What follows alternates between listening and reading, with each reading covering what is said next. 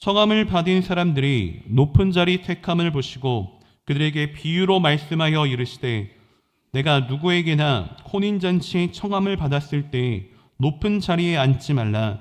그렇지 않으면 너보다 더 높은 사람이 청함을 받은 경우에 너와 그를 청한 자가 와서 너더러 이 사람에게 자리를 내주라 하리니 그때에 내가 부끄러워 끝자리로 가게 되리라. 청함을 받았을 때 차라리 가서 끝자리에 앉으라.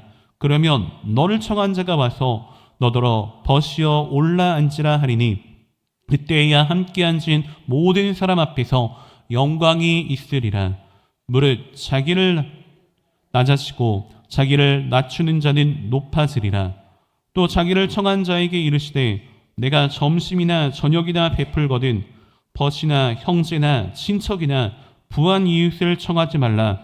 두렵건대 그 사람들이 너를 도로 청하여 내게 갚음이 될까 하노라.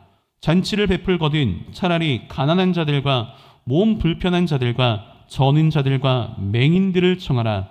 그리하면 그들이 갚을 것이 없으므로 내게 복이 되리니 이는 의인들의 부활 시에 내가 갚음을 받겠음이라 하시더라. 아멘. 저는 오늘 본문의 말씀을 근거로 낮은 자의 하나님, 낮은 자의 하나님이라는 제목으로 함께 귀한 은혜의 시간을 나누기 원합니다. 여러분, 우리는 매일 치열한 경쟁의 세상 가운데 살아가고 있습니다. 세상은 끊임없이 우리에게 무엇을 요구합니까? 점수를 매기고 또 등수를 나누면서 너의 능력을 증명해서 더 높은 자리에 올라가라, 더 높은 곳으로 올라가라 다그치며 우리에게 요구하고 있습니다. 학교 교육에서부터 그런 시스템이 구축되어 있죠. 그래서 더 높은 연봉, 더 넓은 아파트에 살아야 되고 또 더 영향력 있는 직급, 사람들의 부러움과 시선이 집중되는 상석에 앉는 것이 곧 성공하는 것이다, 또 행복의 길에 이르는 것이다라고 가르치고 있습니다. 그러다 보니 우리의 마음 가운데 은연중에 이러한 생각이 몰려올 때가 있다는 것이죠. 내가 남들보다 더 대접받는 사람이 되어야 되겠구나, 대접받아야 마땅한 사람이라는 자존심, 그 자존심이 우리의 마음 가운데 있을 때가 참 많은 것입니다. 교회 안에서조차 여러분 어떻습니까? 주님의 몸된 교회 안에서도 이러한 모습이 은연중에 나타날 때가 있습니다. 내가 교회 다닌 지가 지금 몇 년이나 되었는데 또 내가 직분이 현재 무엇인데 은근히 내 체면과 자존심이 세워지는 자리를 기대하곤 한다는 것입니다. 여러분, 이러한 마음이 진정 옳은 것입니까? 오늘 본문은 바로 그러한 인간의 본성과 욕망이 적나라하게 드러나고 있는 한 잔치자리를 배경으로 말씀해 주고 있습니다. 1절을 보면 예수님께서는 안식일에 한 바리새인 지도자의 집에 식사를 하시러 가시게 됩니다. 이곳은 당대 최고의 종교 엘리트 집단이 모였던 그러한 자리였습니다. 그런데 그곳에 모인 사람들의 행동이 참 묘하게 나타나고 있다는 것입니다. 그럼 먼저 본문 누가복음 14장 7절의 말씀을 함께 살펴보면 청함을 받은 사람들이 높은 자리 택함을 보시고 그들에게 비유로 말씀하여 이르시되라고 말씀해 주고 있습니다.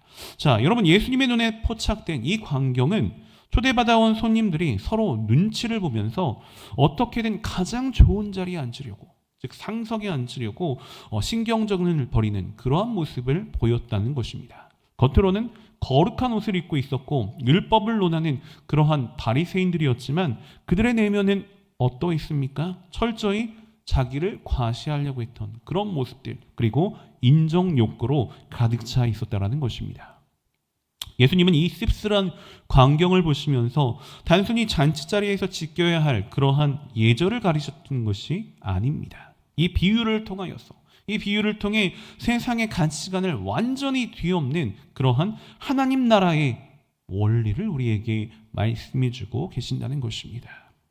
먼저 예수님께서는 상석을 탐하는 자들을 향해서 하나의 비유를 들려주십니다. 혼인잔치에 청함을 받게 되었을 때, 혼인잔치 가운데 청함을 받게 되었을 때 스스로 판단해서 높은 자리에 덮서 앉지 말라는 것이죠. 8절과 9절에 그 이유가 상세하게 나옵니다. 만약 나보다 더 귀한 손님이 오셨을 때, 귀한 손님이 왔을 때 잔치 주인이 와서 이 사람에게 지금 현재 앉은 자리를 양보해 주십시오라고 말하게 될 것이고, 그렇게 되면 어떻습니까? 결국 모든 사람 앞에서 부끄러움을 당하며 가장 끝자리로 쫓겨날 수 있기 때문이라는 것입니다.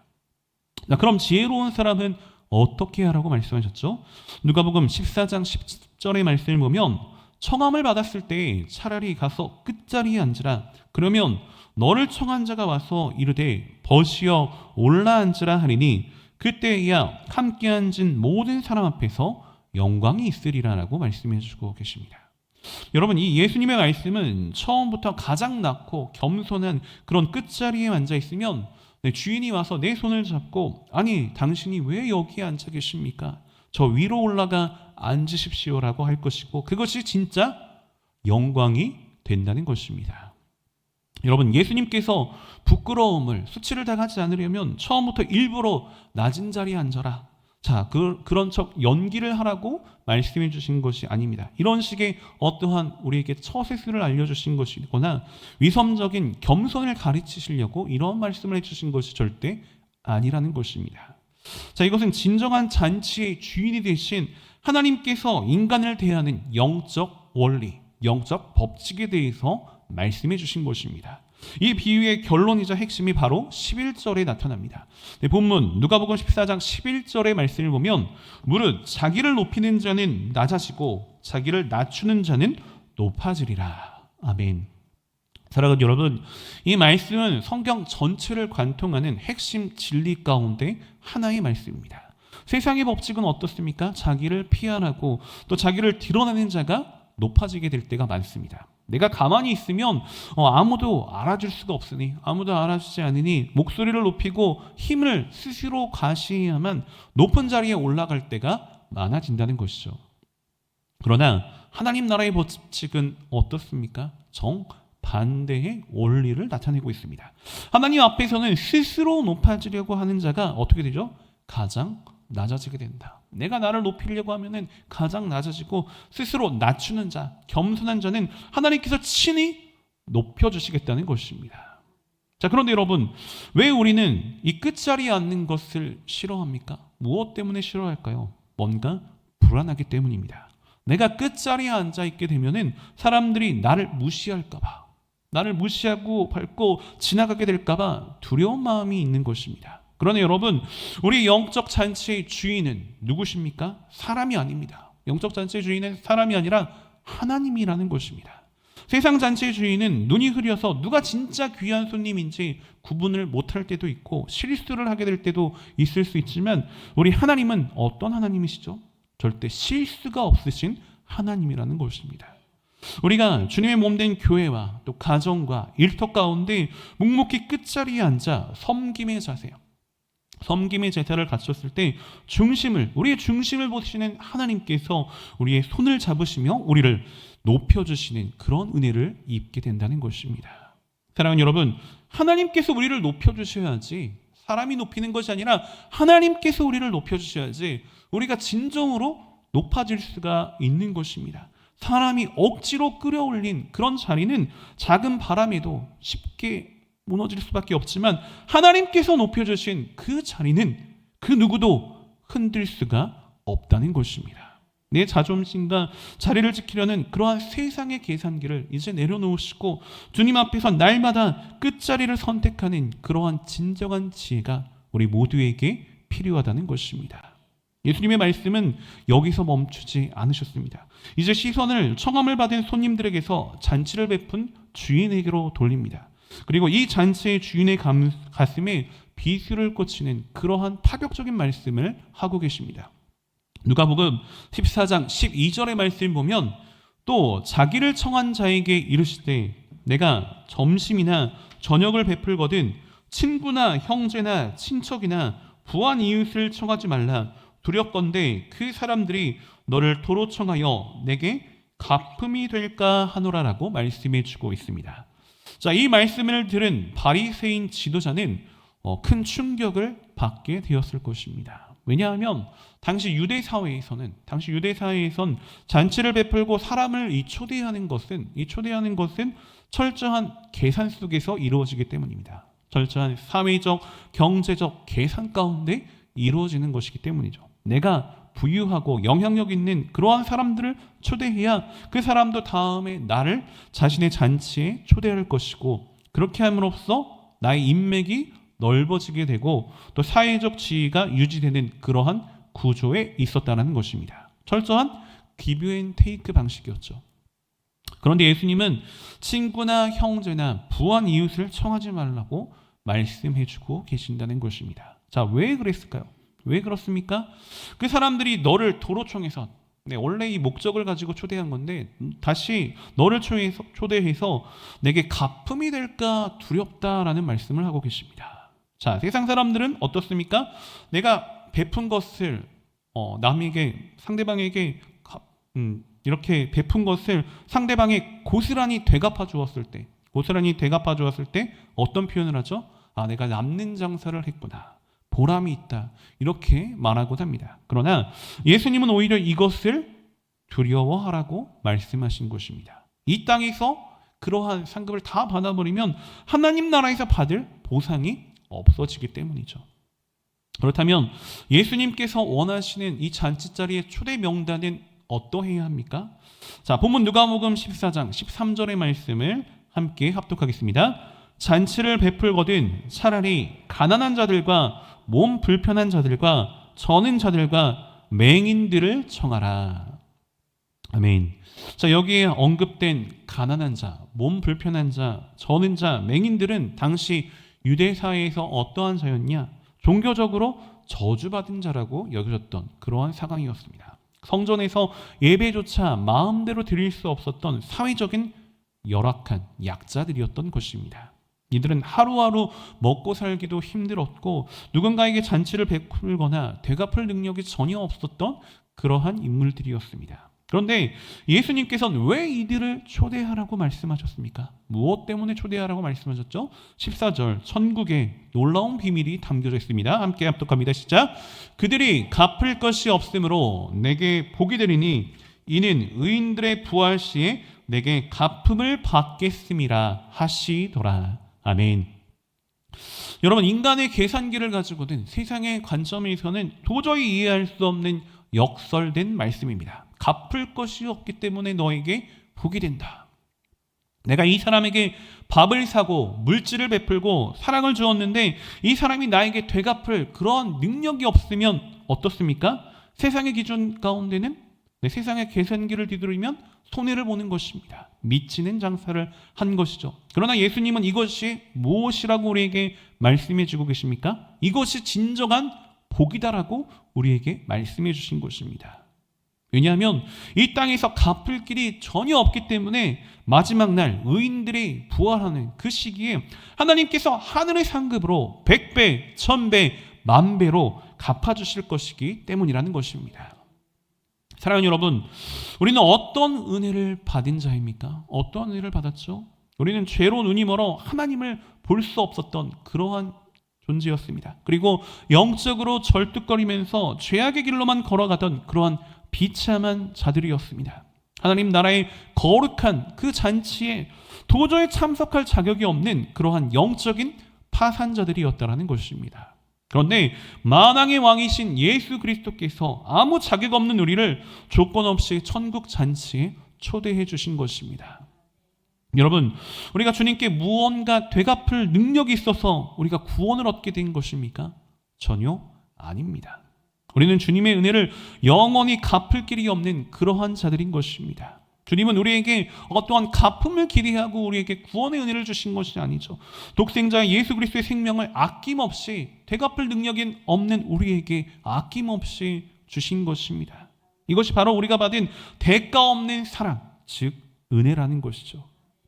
그 조건 없는 무한한 은혜를 받아 천국 백성이 된 저와 여러분, 우리가 어떻게 삶의 자리에서 여전히 세상적인 그러한 인간적인 계산기를 두드리면서 내가 이 정도 해줬으면, 내가 이만큼 해줬으면 저 사람이 나한테 무엇을 어느 정도 해줄까라는 그러한 계산을 하며 살 수가 있겠습니까? 우리의 이기적인 초대 명단을 이제는 바꿀 수 있어야 하는 것입니다. 나에게 이익을 줄 수 있는 사람, 나에게 칭찬을 돌려줄 수 있는 그러한 사람만 찾아다니는 세상적인 그런 계산기를 두드리는 삶에서 벗어나 내 도움과 위로가 절실하지만 나에게 아무것도 대갚아줄 수 없는 연약한 그러한 불쌍한 이웃들을 향해서 우리의 마음을 열고 따뜻한 도움의 손길을, 그리스도의 사랑의 손길을 우리가 베풀 수 있어야 하는 것입니다. 사랑하는 여러분, 오늘 예수님께서는 바리새인 잔치 가운데 우리를 향해 두 가지의 도전적인 말씀을 주셨습니다. 먼저 첫째, 높은 자리를 탐하는 그러한 마음을 버리고 겸손한 마음으로 섬김의 영성을 우리가 회복해야 한다는 것입니다.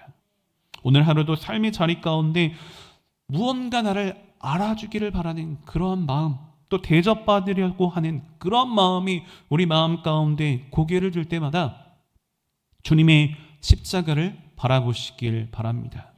가정에서, 교회에서, 직장에서 내가 먼저 낮아지고 내가 먼저 또 양보하고 내가 먼저 끝자리에 앉아서 주님의 겸손을 실천하시기 바랍니다.